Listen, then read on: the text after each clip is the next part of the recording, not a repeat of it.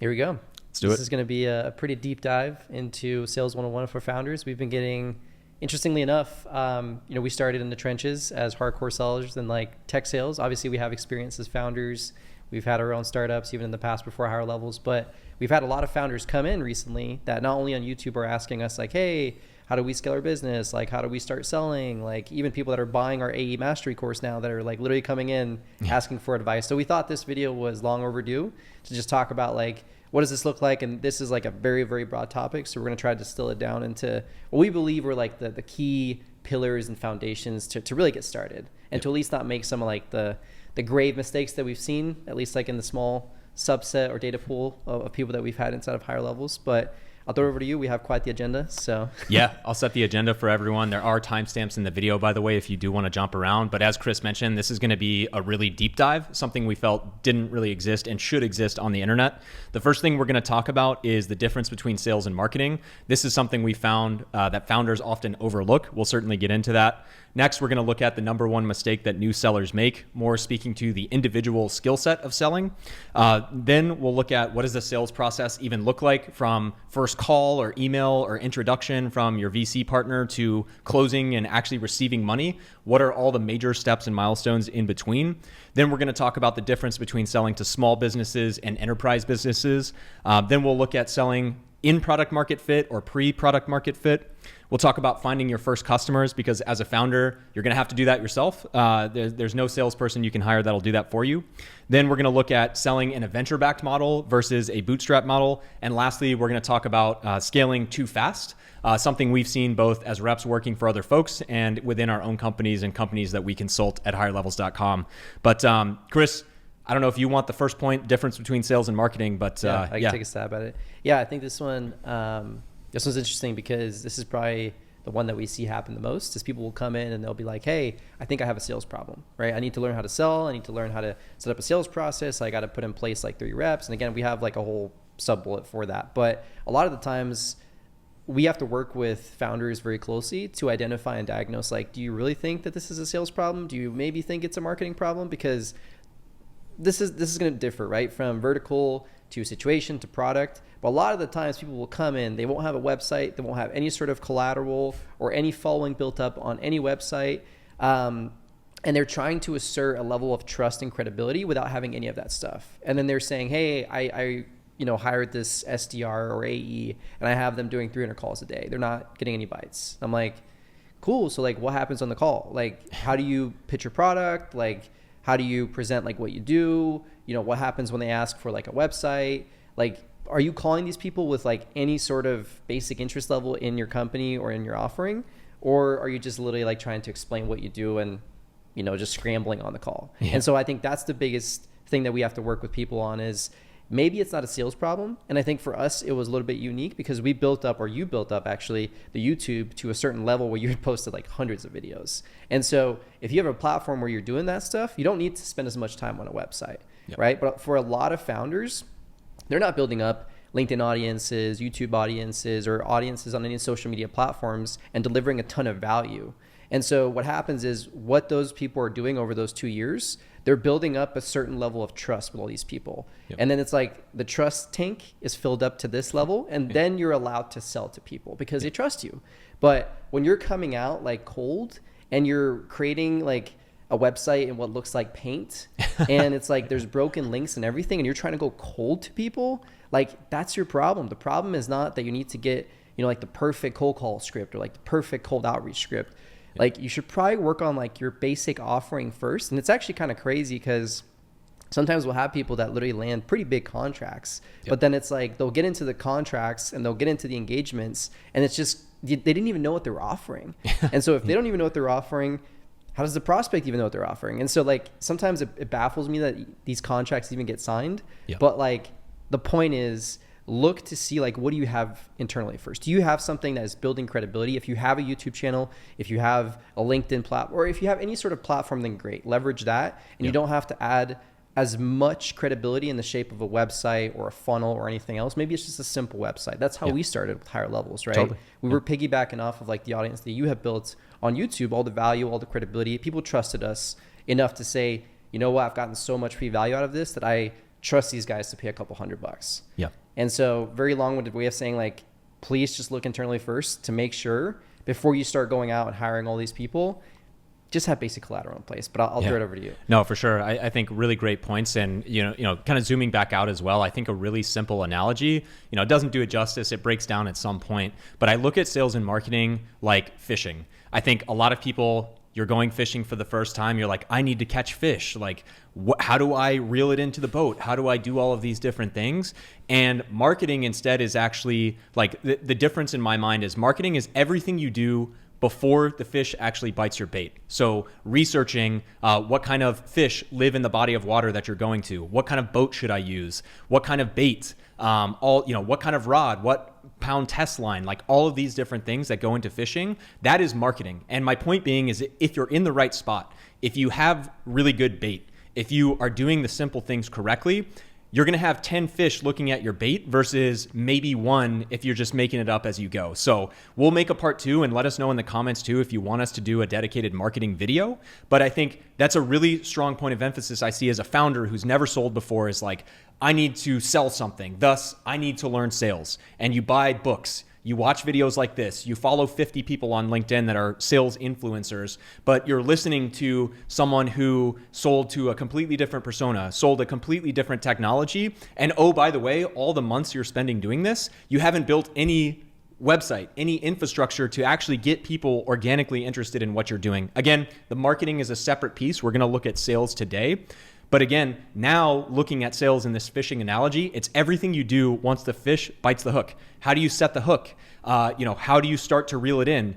Depending on what kind of fish it is, like what kind of strategies should you use? Can you pull it straight up? Do you need a fishing net? These are all types of things we'll get into specifically. But I think it's just a really important distinction that people often overlook is like, I need to learn sales. So how should I make a cold call? It's like, well, if you cold called someone today and they actually took a meeting and they asked you for a follow-up, like send me more information. Do you have that information? Yeah. What does your website look like? Yeah. One more thing on that too. Actually, so I think like we spoke a lot about like founders who are coming in like very early on, right? Like they barely even have a website and different things. I think there's different levels of founders that are watching our stuff. I think most of the people that actually came through are founders who already have some sort of product market fit. They're getting to this stage where like, okay, cool. Like, and a lot of people don't have the luxury of having a platform, right? Like most people are coming in, they're running ads or they're partnering with people, they're paying for placements and different things. But they've maybe been closing a lot of these deals. Like it's been very scrappy, very all over the place. And now they're like, cool, well, let's just put $2,000 behind ads and then see what happens. We'll put a sales rep in place. Now, the thing is like your close rate as a founder is always going to be way higher. Of course, like if they're talking to the founder, the close rate is natively just going to be a lot higher. Yep. And so now you're not only lowering the close rate by adding a sales rep in, you're adding fuel to the fire by pretty much like going into digital marketing that you have no clue about. Like you're putting placements. I don't assume that a lot of founders are like experts in, partnering with social media influencers, like experts at evaluating whether or not like this audience is valuable, not valuable, like what's the engagement rate and so forth. And so you've got to really think about where am I putting my money, right? And are you putting your money behind something that you know will work as you scale up? And is the problem now that you're closing at a lower close rate or that you're putting money behind something that you don't know how it works? Anyway, that's more for the advanced founders. So I just wanted to call that out. We're going to talk about that in the next sub points. Yeah, for sure. And I think just calling out as well, like do let us know if you want to follow up on marketing. I think that's about the extent of marketing we'll get into. But I do think it's a really, really important thing. Again, assuming that a founder or someone who wants to found a company is watching this video, do not neglect that. And I say that as someone who was really good in sales, multiple time President's Club winner. I thought starting higher levels, like, hey, give me a list, give me emails, we'll make it happen. And if you don't have any brand, it's really important. But transitioning more to the individual skill set as well, I do want to talk about the number one mistake that sellers make early on. So if you're a founder, I'm sure you've got this great idea. And again, we'll talk about product market fit versus not. But if you're early stages here, I think it's like, you have this confidence that is required to take the risk of actually starting something, but you also maybe naively think that once you get in front of someone, like that's all I need. Let me just get in front of someone and I can start talking to them. And the next thing you know, you're talking all about your product. And I know this sounds simple. We'll continue to break it down, but it amazes me how many times either new sellers in corporate America or new founders will get in there and tell them all about the product and not even ask 2 to 3 simple questions to understand if the prospect even knows about the kind of thing that you do or works with similar tools? Do they even have a problem worth solving? What is that problem? How big of a problem is that problem? And don't solve the problem for them on the call. That's the other thing is like, especially for technical founders anyway. Yeah, no, totally. I mean, there's so many things we'll get into, but it's amazing to me. Like sales in our space, our niche is technical sales. We work with people at higherlevels.com that are pre-seed to about Series D, Series E founders. And it's amazing to me how many people like think that sales is like convincing someone to get over the line versus actually having a conversation. Realistically, the best calls that we have when we're running a sales process, we're talking maybe 20 to 30% of the time. We're asking a lot of questions. We will get to in a future point the actual process and we'll break that down further. But it amazes me how so many people think, get me in front of someone, I can sell them anything, I'm a confident person, I'm the founder. And in reality, you haven't even thought about like asking them 2 or 3 questions, but I'll pause. Yeah. I'll hand it to you for your thoughts. No, I mean, that's very, very true. And the other side of it, which is I kind of was alluding to it, is I think that founders are so passionate about what they do and they've never been in a sales environment before. So they literally will jump on the call and just start talking about like they hear one thing and they're like, oh, that's the problem that you have. Here's what we're going to do together. And like, this is how we solved it in our own business. This is what I did. It's like, sure, you might've caught a whiff of something that maybe was like a pain point, but it's like a lot of the times, like these people that are jumping on calls with you, maybe they're like debating, like let's say that you're running like a digital marketing agency and they want to build a funnel. They're like, I've seen a funnel.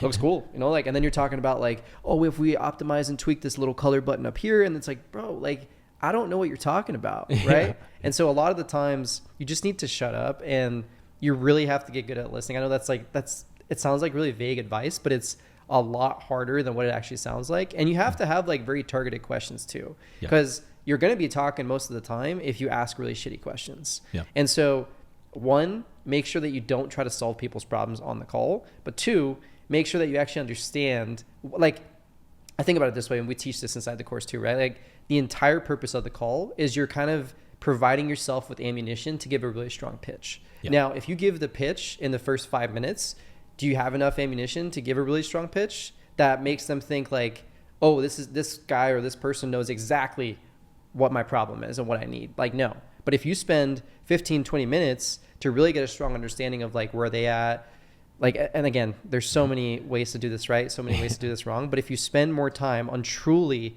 trying to uncover and understand what their problems are, then you can just deliver some sort of strong pitch. You don't have to follow the perfect discovery call framework or anything else. If you just follow that simple premise of being curious and not pitching your stuff too early, you're probably going to see your win rates and just like, maybe not win rates or close rates right off the gate, but you're going to see a lot more interest and a lot more engagement in your calls. Yeah, totally. And I think really, I mean, there's so many things we can talk about. I know our next point is what an actual sales process looks like end to end, which is great. But I do want to double tap on one thing. It's like, okay, maybe you're a pretty smart person. You've done a fair amount of research and you started to understand that a lot of sales is about asking questions, being curious and listening. But I just want to double tap on the thing that you mentioned where I still see a lot of founders, they're waiting to hear that one problem that they solve for. And the second they do, they're like, perfect. And an example, I'll leave it super anonymous, but we have someone that's building an automation software that automates a really cumbersome, like multi-week process.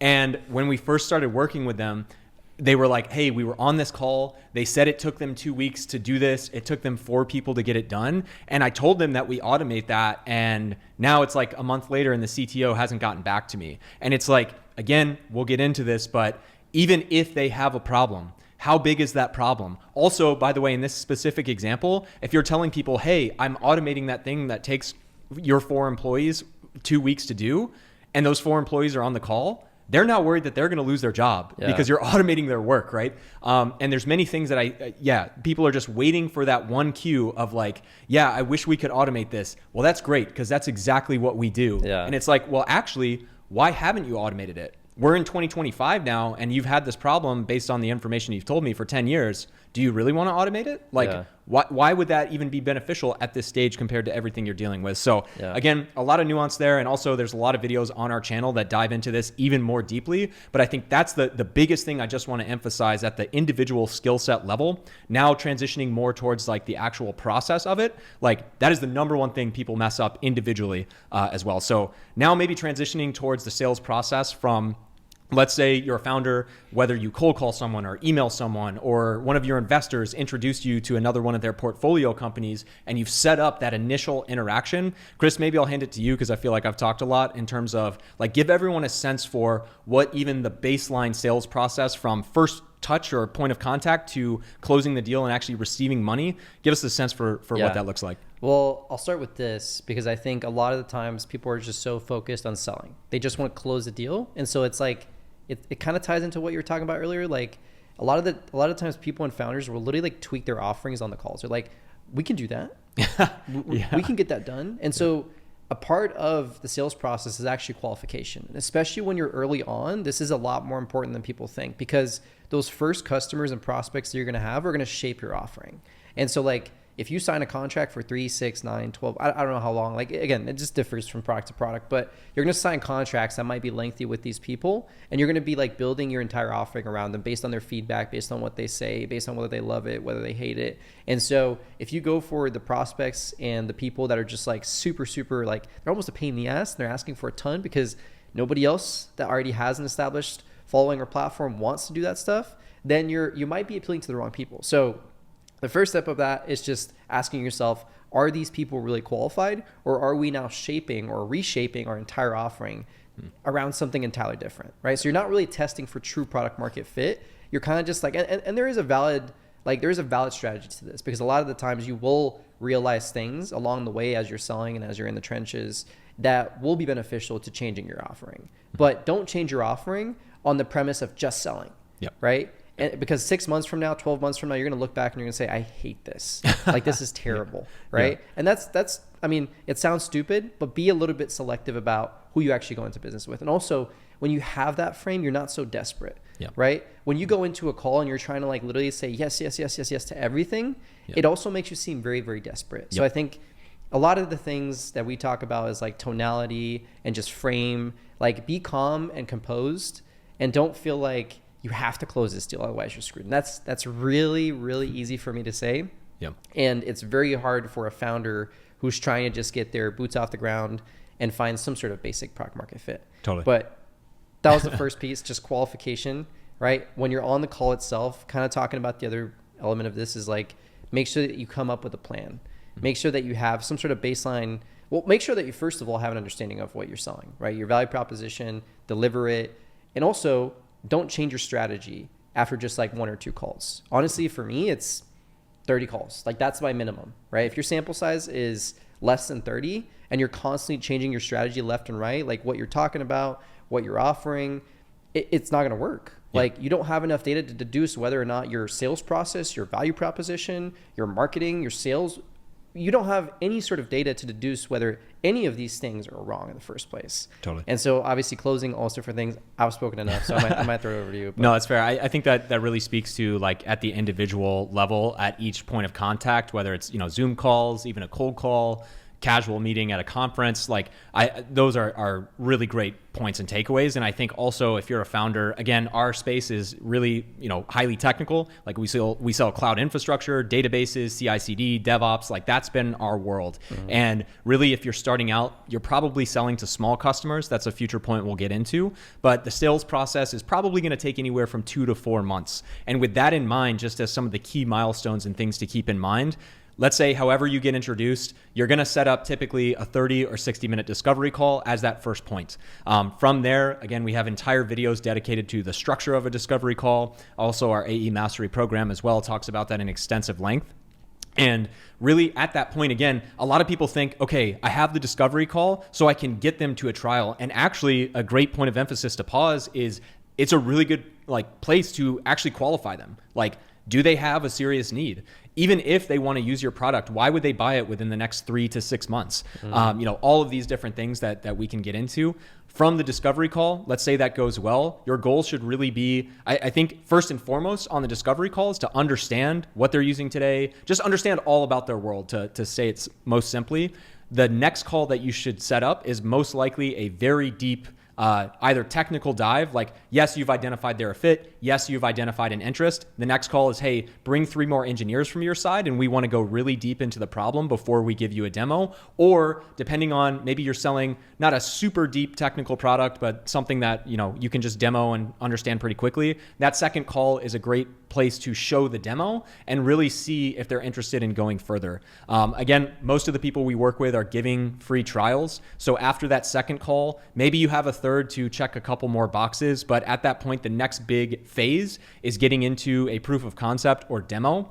Biggest mistakes, and we can definitely keep pulling this thread as we need to, but once you're actually getting a potential customer into a demo, one of the biggest mistakes we see is not defining what success looks like, not to the best of your ability, basically getting them to commit to say, if this is successful, we will purchase, and also not putting a bound on the time that they have. So you'll say, yeah, we give a free month trial, and next thing you know, you're 3 months in, you don't really have any other leads that are serious about closing, and you're naively telling yourself 3 months into them using this free trial where they're probably not even using it anymore. Yeah. You just give them a free trial and hope that they figure it out, or think that we don't need to limit it to 2 weeks because I'll jump on a call with them whenever they need help.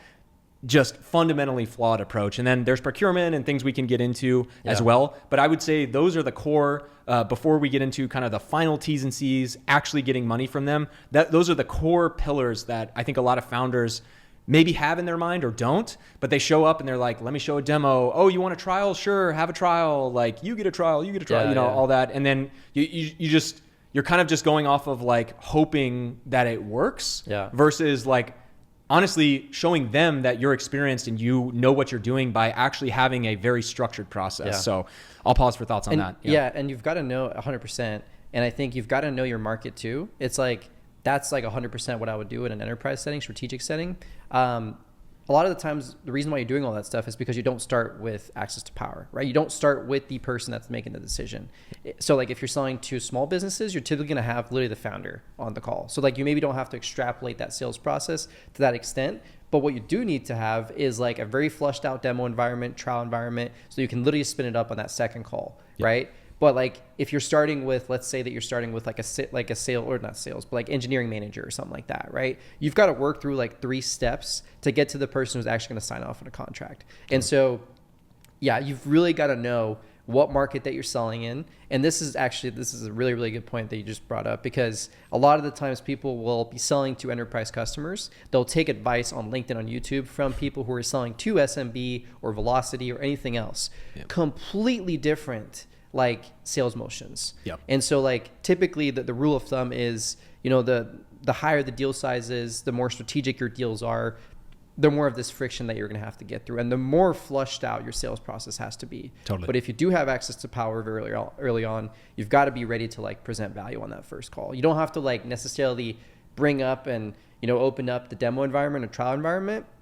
Again, it's all about like getting ammunition, and you don't want to show like a million different features either, right? You want to be very pinpointed. I mean, it's like we wouldn't go through that process ourselves, even though like we've been doing that process. But it's like, for instance, you don't have the CRO jumping on the 6 previous calls before like the actual decision, right? They'll jump on one call and they'll get a quick briefing and they'll be like, sure, like cool, yeah, sounds good. Like that wasn't bullshit, so I'm down, So like you've really got to, and this is an art, like especially for founders that necessarily haven't worked in an environment where they've maybe been part of the procurement process. This is very, very new. And that's why founders really need to learn from both sides, like as a buyer and also as a seller. But anyway, getting abstract. But no, it's good. I think that segues well to our next point as well. The differences between selling to small business and enterprise. This is kind of going to be a combination of what we just talked about. I think talking about these different steps, I would say a couple of major pillars of this specific section of the agenda.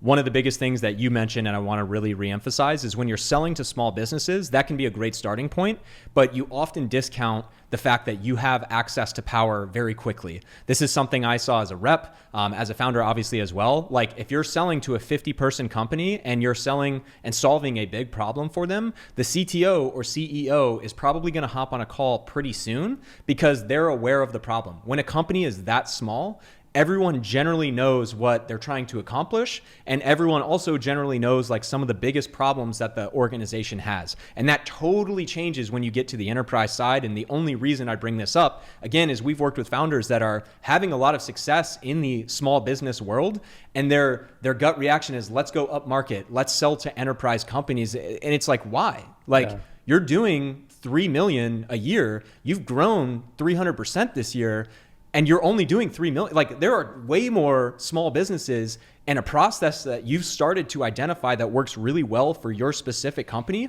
Why not blow that up and continue to do that? Now you can, collect collateral, you can get marketing, you can get case studies, you can get all these things that help you then transition to the enterprise space down the line. So that's probably, aside from procurement, the biggest thing that I see founders, like they want to go home at Thanksgiving, or they want to tell their investors that they landed, a deal with Morgan Stanley or AT&T or Verizon. And it's like, why? Like, you're growing extremely quickly. Like, you're doing extremely well. And unless you really feel like you've mastered that specific segment that you're having success in, like, let's start there. Let's do that. So I'll pause. I mean, I have way more on my mind. But a really good rule of thumb, honestly, is like, your market is going to dictate where you should go next. Honestly, like, if you, and to your point, like, if you are crushing it in SMB or like, small businesses, then stick with that. Like, exhaust that first. And if you truly are meant to be in enterprise or even mid-market, a little bit higher than that, they will start to come in. Yeah. Like, if you start seeing those leads come in, then that's a good proxy to say, hey, maybe it's time. But if you're making 95% of your revenue from SMB, why do you want to change? And they think they're going to make so much more money, but they don't understand the complexity that it's required. Like, you're probably going to lose more money in the beginning. You might be signing bigger deal sizes, but you're probably going to be losing money for like 3 or 4 years until those customers are now. And also churn. Churn is a massive thing that small businesses don't think about. You're going to have so much churn, especially in the beginning. You don't have a CSM. You don't have people on deck. Like, it's going to be you reaching out to people, and you're going to forget about that because you have 25 other things that you're doing. You don't have the time or the space to nurture every single one of those enterprise customers that you have. So maybe try to fight that urge unless you truly are an enterprise grade product that just fits perfectly into that ecosystem. And that's where you start. Fair game, right? Then you want to really, and I would say you probably would need to have some sort of experience in that space to be successful. But huge differences between those two. Totally. And I'm using an example here of like one of the most highly regulated environments in the world. So this doesn't extrapolate to every enterprise customer, but just giving everyone an example, I sold to a Fortune 100 bank and they spent millions of dollars with us a year. One, to your point of losing money, it took us every year that we have expanded the contract, we have spent tens of thousands, if not hundreds of thousands of dollars, like going on site, wining and dining, entertaining them, et cetera. It's just kind of part of what you have to do on the enterprise side. But also, I know maybe a lot of people out there that are technical founders are playing in the AI space. They want to bring this new technology. Just to give you a data point on how much harder it can be on the enterprise side and why you shouldn't neglect what's already working is like this bank that I'm referring to, they had a big AI conference. They had their chief of AI for the entire bank, 100,000 plus person bank, giving a presentation on their vision for AI. She literally said they have 250 concepts and ideas that have been brought to her attention from the entire bank, and we're going to choose 1 or 2 maximum for 2025 to actually explore and implement. And there are so many guardrails. There is so much red tape. There is so much bureaucracy there that honestly, last point on this, at least specific point is like, if you're having success in the SMB space, well, what happens if you actually landed with the next Snowflake or, out of the 100 customers that you have, 2 of them become $50 to $100 million a year types of companies. Now, if you've got a case study from them, you can ride that wave. That's almost going to take you up market and build legitimacy there versus like, next thing you know, maybe you did get a meeting with JP Morgan, not the bank that I sold to, by the way, I'm keeping it anonymous, but maybe you did get a meeting with whoever and you get there and then they want a trial and they let an engineer use your product for 3 months and they really like it.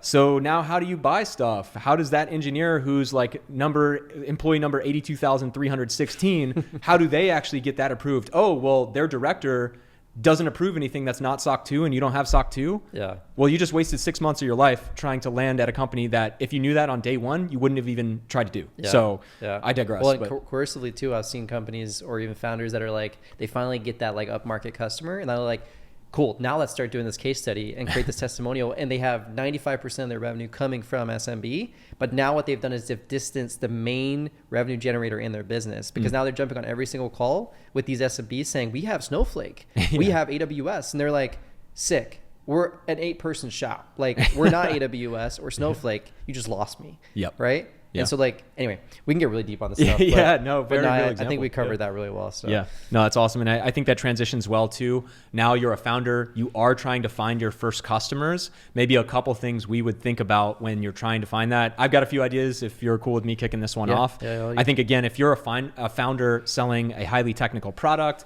this is not something direct to consumer. I do think long term, you should probably build social media and a following, and feel free to disagree with me here in a moment. But I do think like finding your first customer, in reality, you're going to have the best luck if you're venture backed, like having your investors introduce you to portfolio companies. Again, not getting too deep down the rabbit hole here. Like, don't show up to your investor and think, hey, can you introduce me to some of your companies? Like, you should say, hey, I see you've invested in these 250 companies, and I think these 5 would be a great fit for what we're building. Is there any chance you could introduce me to the CTO, who's this person's name, which I've already researched, and this is why I want to talk to them specifically? That's how you can get great introductions. That doesn't scale. That's besides the point of this, which is literally just finding your first sale. I think conversely as well, if you like, I'm biased, right? Because we literally built this YouTube from our couch over the last 3 years. But if I was a highly skilled engineer turned founder today, and I really had a problem that I solved, and maybe I worked at a company that couldn't do this properly with a database, and that's why I created EricDB or whatever it might be, right? I would literally make, as dumb as this sounds, YouTube videos that are SEO optimized for that technology or that niche. And I would give an amazing free tutorial of how you solved some type of problem. And I would put a link in the description. And again, you might not get tons of great leads, but even if you got 3, a person who made it through that 30 or 60-minute video, just like this one, to be honest with you, is going to be so convinced that you are the expert in this specific thing that you have so much more strong of a chance of actually getting somewhere in your sales process than just cold calling or cold emailing. I'm not saying don't do that, but again, to one of the first points that we made, and I'll hand it over to you here after this, is like, maybe you're disrupting AWS. Mm-hmm. Maybe you've created a better database than Oracle. Cool. Yeah. So you're going to call some random CTO that works at, I don't know, Indeed, and tell them that, hey, I saw you're using Oracle. We're a new fast-growing startup that's disrupting legacy databases. And then they go to your website that's like a Wix.com, a Wix website, and just looks like shit. Yeah. So again, I'm just trying to say and reemphasize here that, like, find the path of least resistance, create ways to where, ideally, this isn't going to happen all the time, but someone in some way, shape, or form you get a warm introduction to, or they know a little bit about you, because even if it's 3 videos on YouTube, you've posted like something incredible, or on LinkedIn, you've built up a following. I wouldn't bet the house on that if you're just starting, but I'll pause because I'm getting scatterbrained. No, that's solid. And the premise is a funnel, right? It's like, the YouTube is our funnel. Yeah. Like, we're delivering so much value through, and YouTube is an awesome platform for that specifically. Like, when I started my first business, like YouTube, yeah, of course it was a thing, but it wasn't really like a thing to the point where people were jumping on there looking for as much information as they ought to. Like, people were legitimately like shaping their careers around like the advice that they get on YouTube. Which is crazy, right? Like 5-7 years ago, or even 10 years ago, that wasn't the deal. But like, the premise is just that you can do this on any platform. It can literally be a super niche forum. Like, that's probably even better. Right? Like, just start, like, you need to also know what you're talking about, right? Yeah. Like, if you're trying to get into a niche or anything else, like, you kind of need to have some sort of product expertise or like niche expertise. You can't just jump out there and you're like, hey, I want to build a keyboard. Right? It's like, I don't know I don't know how to build a keyboard, but I know how to make it look cool. It's like, you're not really going to like appeal to the hardcore keyboard enthusiasts that are like looking at the leaf springs and all sorts of like crazy things, right? Like, you've got to know what you're talking about. You've got to have a presence on those platforms. Very, very niche, example here, but that's the point of it. Is like, it doesn't have to be, if you have a platform, cool, you can look apart from, like the 2 years of building up like some sort of exquisite following on like YouTube. But if you don't have anything else, then yeah, like start laying those seeds. Yeah. Now, if you don't have any of that stuff, which honestly I think probably is the case for most people, Yeah. like they're just starting out, maybe they had like a friends and family round, you know, they're like running out of funds. You can partner with people that have a following. Yeah. Right? Get on a call with them, and yeah, you're gonna have to spend some money, but maybe you can also talk about creating like an affiliate agreement or something like that. Yeah, like commission structure. Yeah, exactly. Like show them what you've got, right? And explain to them that you can, and you might have to give them a bigger cut. So like maybe you're gonna have to give them 50%, maybe even 60%, depending on like how big of an audience that is. But that one person who has an audience that you can tap into to now test whether or not your platform, whether or not your product has some sort of basic level of product market fit, that is worth gold. And that is honestly like the fastest way to get some sort of traction, or like to at least test your idea. And yeah, it might cost, like if you want to do a placement, then you got to go out there and you got to like look at like, are they getting real views? Are they getting real engagement? Is this going to be a good investment for me? How much does it cost? But even better, like if you can create some sort of win-win agreement, and maybe that turns into a long-term partnership, right? I mean, that's kind of like, honestly for us, that's how we kind of started, right? Like you had literally the willingness to create all of this value. And sure, like I had previous experience in a previous venture where we could set up the infrastructure. Yeah. That was a great, very synergistic relationship. You can do that too. You don't have to give away like, you know, all of your equity on something that you've worked on for like 5 years. If you already have a product, a demo, and everything set up, you don't have to give away your whole company to do that. Yeah. But you can definitely find ways to test, especially if you're not getting success or traction with cold calls or anything else. Yeah, totally. And I think just reemphasizing, I don't want to dumb down what you just said because that was incredible. Yeah. But the major takeaway here, if you are in those early stages, is like, don't be naive and think that you can cold call someone straight up or cold email. How can you break down the barrier and the distance and discomfort they naturally have to anyone selling them anything with some type of warm intro, or, as you mentioned, partner with creators who are saying, hey, I trust this, I believe in this, etc. And I know these concepts can sometimes sound simple. I'm doing it injustice by trying to make it sound that simple. But that is the biggest thing. I think founders are like, who should I reach out to? What should I say? It's like, what do you think? Yeah. You know, like who's going to do that? Who do you know? Yeah. Is there any way you can try and find a way to get people to recognize you as legitimate through handshakes, through investors, or through the digital realm, through partnering with affiliates who have that audience already to accelerate things, even though you're going to pay for it? Or do you want to take the risk of spending 6, 12, 24 months of building your own brand and following and establishing yourself as a credible voice? So doing both is probably the answer. Like start early. Yeah. And I'll say too, like this might get a little bit off topic here, but why are you getting that first customer? What are you going to do with that first customer? Right? Because it's like the most powerful form of marketing is social proof that you've helped other people that are just like the next customer or the next prospect. Right? We're not getting like, once you get your first customer, that's not like a magic thing that then opens the doors for the next 1,000. Totally. Right? Totally. It's about like, okay, now you have the first customer. Now you got to make them really, really happy. You've got to really deliver. You might have to change your offering. You might have to bend over backward,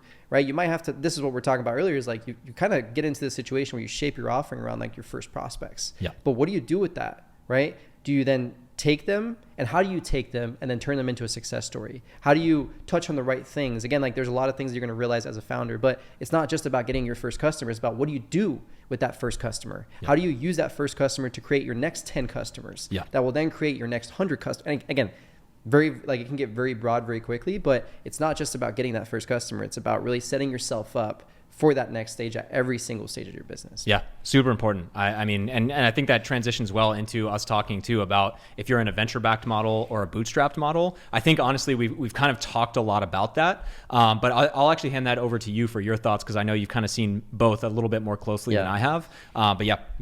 I mean, I think in a venture model, it's very different because you're kind of like, you're bleeding by default, right? Like you start out in the negatives and you're kind of just playing catch up. Like you're hoping that you're going to, break even after like 4 or 5 years. And you might take on more debt because maybe your, debt to earnings ratio balances out in year 2. And then you're like, okay, like maybe we're not going to do it in year 4 or 5. Maybe we're going to do it in year 7. And then you keep going like up the ladder of like A series, B series. I mean, even HashiCorp, like they were a public company. They were still not even like profitable, which is crazy, right? But like that is a typical venture model of like you're starting out negative. And so you are pouring all this money, and you have money, which is good, but you're not using money very efficiently. So, and also when you take on money, you're selling a large chunk of your company.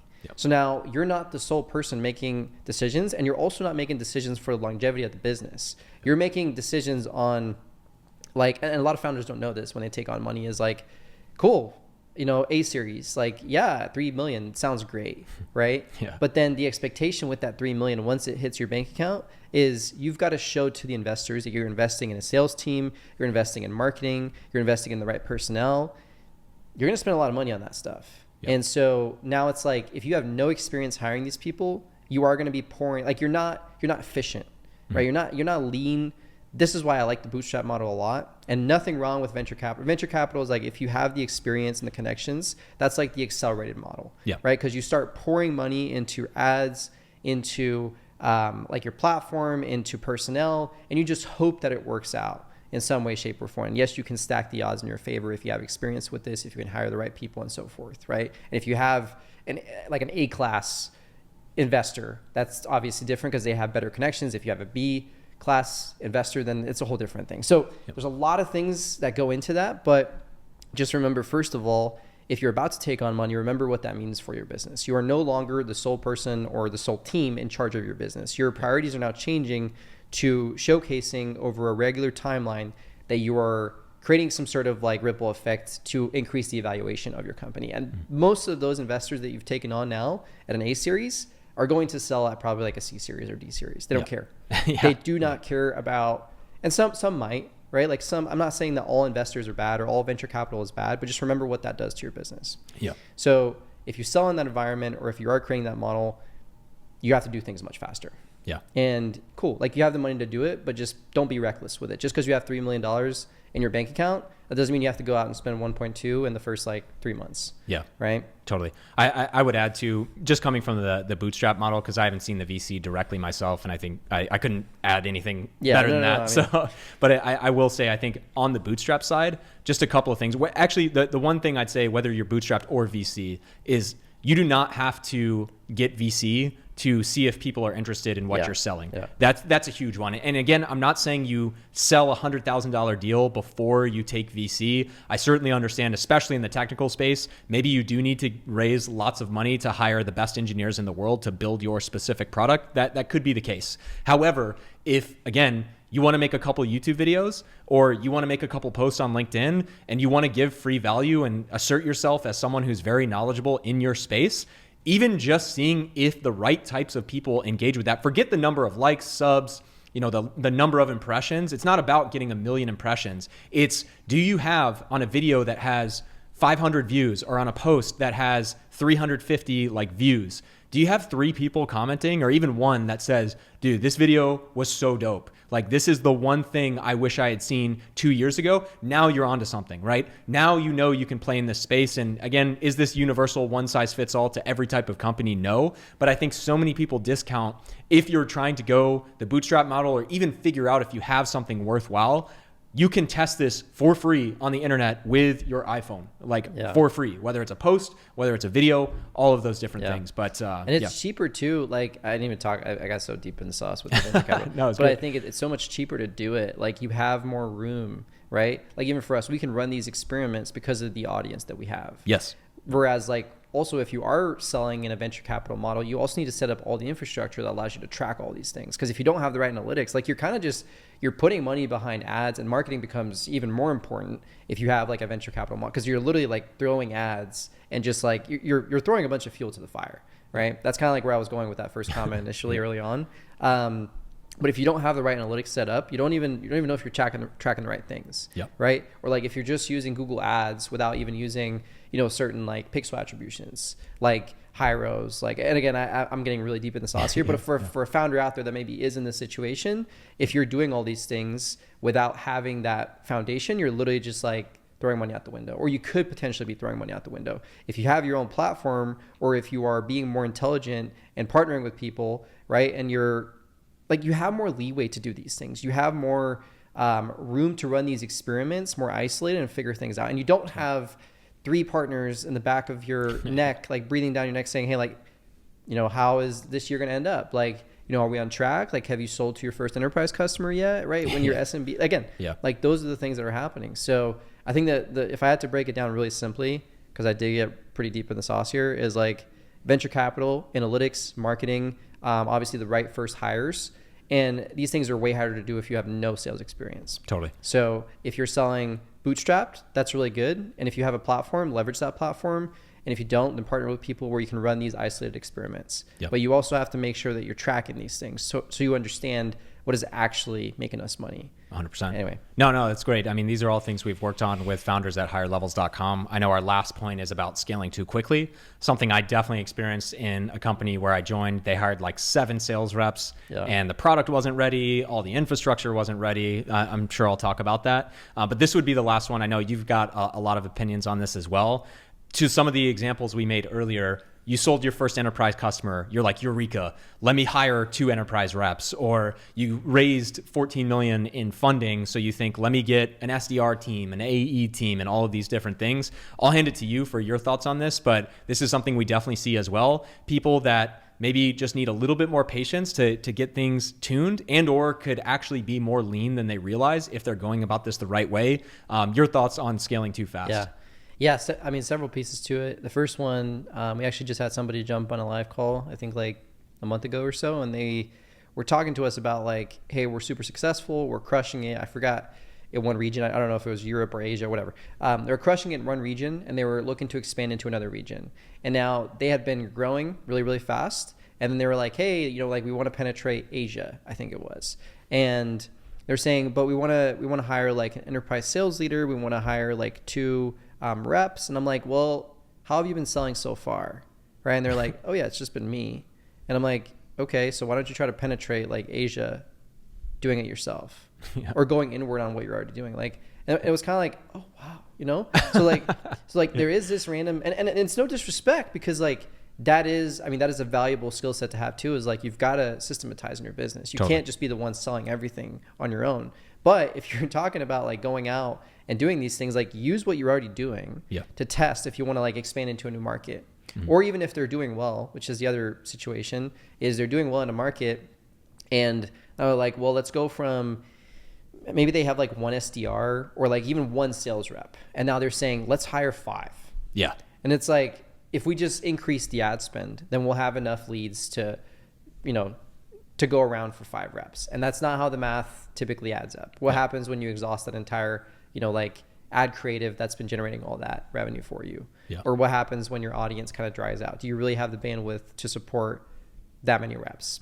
And so, and also it's better just to have, it's not, this is a challenge because for a founder, if you have more reps that are closing at a lower percentage, you're going to make more money. But if you have, you're also going to have more churn, and you're going to spend more money on training them. You're going to spend more money on, and it's like, it's a pain in the ass. And it's like, you've got to ask yourself, now you've got to hire a sales leader instead of it just being you. And so you've got to do the math here. But in the end, I guarantee you, like, I would say my proposition would always be start small, have 1 or 2 closers that are just absolutely killing it, where you're probably changing their lives, like absolutely crushing it, making like, 150 to 200K in like a small startup. Like, that's great. That's awesome. Right. And then over time, once those people are literally like absolutely crushing it to the point where like, okay, like, we can probably hire another rep. I'm not saying you do this too slow because if you really have like 2 people or 1 person that's like 600% to your number, then adjust that quota. Right. Or if you have like 2 people that are 500%, like it makes sense. But I'm literally talking about sometimes you'll barely be scraping by with 1 rep and you're like, let's get 5 more. And it's like, no, like you're going to commit like, internal suicide doing that stuff. So I joined a company that had a new product. They had a solid customer base. They were about 10 million ARR, but they ended up hiring about 5 to 7 new reps specifically to sell their new product. And in hindsight, why it didn't work, I was there a year and I got out, but in hindsight, one, they didn't really validate. They have 10 million ARR and they had hundreds of customers, and they didn't even validate that they had 1 customer commit to a big contract with them, and they were like, yes. And then they hired 5 reps.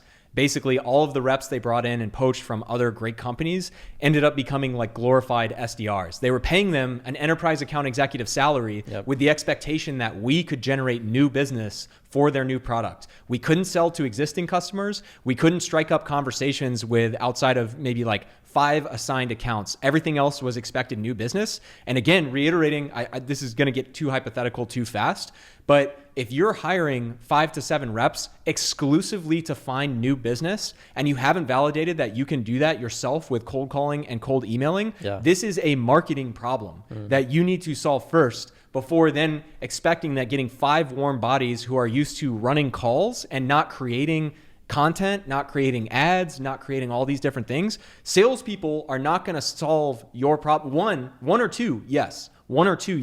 But hiring 5 to 7 salespeople and more or less keeping advertising the same, if you haven't tested your new product or even anything at all, like that is a death sentence by far, whether you lose reputation because you fired reps and laid them off, and or you just tank your business and really get to the point of no return, which unfortunately happened to the company I was at. Yeah, a lot of the times we'll talk to like founders as well who like literally are crushing it. They have great lead flow, but then they'll say, hey, like maybe we want to expand just our pool of leads here. Like we want to go a little bit broader. And to your point, they'll hire like maybe like a pure outbound person.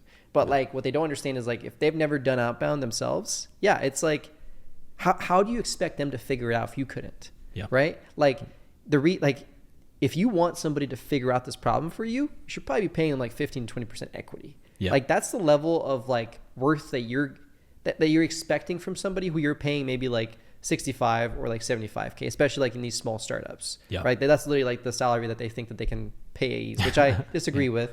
But you've got to set them up for success. Like remember, if you don't have a process internally for it, you're already setting yourself up to fail. So like that's another piece, maybe another even bullet point is like make sure that you have this process down yourself, that you can teach it to other people, and also account for probably 20% of waste. Like when you're closing a deal, when you're on any call, your presence as a founder is significantly more impactful than a sales rep, right? It is, I hate to say this, like it is just a sales rep compared to a founder. That is why sales reps tap into founders, like especially in SMBs. Like I would always try to tap into like our founder at Vanta. Like I would always try to loop them into like tough deals or competitive deals, right? We had a whole playbook for that stuff. Yep. And so like you have to account for that as a founder is like, are you barely scraping by, right? Like hitting 20% close rate with all of your inbound leads? Okay, do you really expect a brand new sales rep to come in and close better than you and to bring a presence that's more impactful than yours? You're already off. Yeah. Right. Totally. And the founder, like you don't even have to be the perfect salesperson. A lot of times if you're selling in a very technical field, the fact that you're not a salesperson is probably even a benefit. Yeah. And so when you introduce that new element, I'm sorry, I'm getting very deep here. No, it's good. It's good. But when you introduce that new element, all of a sudden now the entire gist of those sales calls that you've been running up until now, they change. Yeah. So set your people up to succeed, set them up to replace some of the tedious autonomous things that you're now doing. When you feel like you have a process down and you can reference sales calls, you can reference a script, you have like an objection handling list that you can pass on to somebody so that they can very easily take up the lead flow, that they can very easily like close deals. It should almost be to the point where, and this is what founders don't want, which is funny. They don't want for leads to come on there and be so easy to close, but that is what you want. Yeah. That is literally what you want as a founder, because then you figured out sales. Yeah. Like that's why you put a salesperson in there, because you can't be taking calls for 8 hours a day. Yeah. Yeah. Totally. But they're too lazy to actually sit down and say, how do we make this happen? Yeah. Anyway. No, totally. And I mean, we've even seen cases too on that note where you actually have super qualified leads come in and the founder is like reluctant to give that to their rep for one of 2 major reasons, which is one, they're like, oh, well, they were going to close anyway, I don't want to pay them that. Or 2, like they really struggle to just completely detach from that process and focus on higher leverage things altogether. Yeah. Like to your point, just reemphasizing, if you have a lead that's coming in that has a 95% chance of closing and your rep closes that, good. Yeah. Because that is time that was probably going to be spent closing that, which would have more or less happened anyway, that you've now just freed up several weeks, several hours a day to not have to deal with. Yeah. So and they're not letting them fail either, which is the other thing is like, you've got to give them a little bit of a buffer, because you're not going to learn your product, especially like you don't have the internal structure or the infrastructure or the training to properly equip this person to be in a situation where they can close the level that you think that they should be closing at. They just expect people to come in and just like start slinging software left and right to, penetrate into every single aspect of every market, like, SMB, mid-market, enterprise. Like that's unfortunately the reality. They just think a salesperson is going to come in and solve all those problems. Like, that's not how it works. Yeah, so. For sure. No, super deep dive. Maybe a few takeaways and just call to action. One, if you're a founder, I hope you got a lot out of this. Comment too. We actively monitor the comments ourselves. It's not a VA or someone that we've hired. Two, if you are looking for consulting, feel free to check us out at higherlevels.com. We have a for business tab where you can fill out information. We'll reach out to you directly. And then really from there, I think just summarizing a few key points. Like if you're looking for more the individual skill set of running a discovery call, we have a video on our channel. Feel free to look it up. It's how to run a 30-minute discovery call. That's a really, really great gem if you've never done that. But also looking at some of the differences between selling to small business and enterprise. Those are things you can find on our channel as well. And yeah, I guess any other thoughts? I mean, this was super deep. We're definitely open to making a part 2, whether it's more specific on marketing and or, let us know, like I said, in the comments, if there's anything we can do. Hope you guys got a lot out of it. Chris, any final thoughts? No, I think it was killer. I think there's a lot of stuff in here, and obviously like this is our first version of this. So if you really want to see more of this, please let us know. Like we probably will not be making more of this stuff if you don't tell us that you actually like this, because we have a niche audience of people that are coming in and we appreciate that. But obviously like our core niche is sellers. Like we tailor very heavily to sellers. Like we do have this experience as founders, several time founders. So we'd love to talk about it. But again, we don't want to distance our original audience too much. And if you are a seller and you enjoyed this content, also let us know. So anyway, for sure. No, that's it. Appreciate the time. And best of luck to both sellers and to founders. Thanks, guys.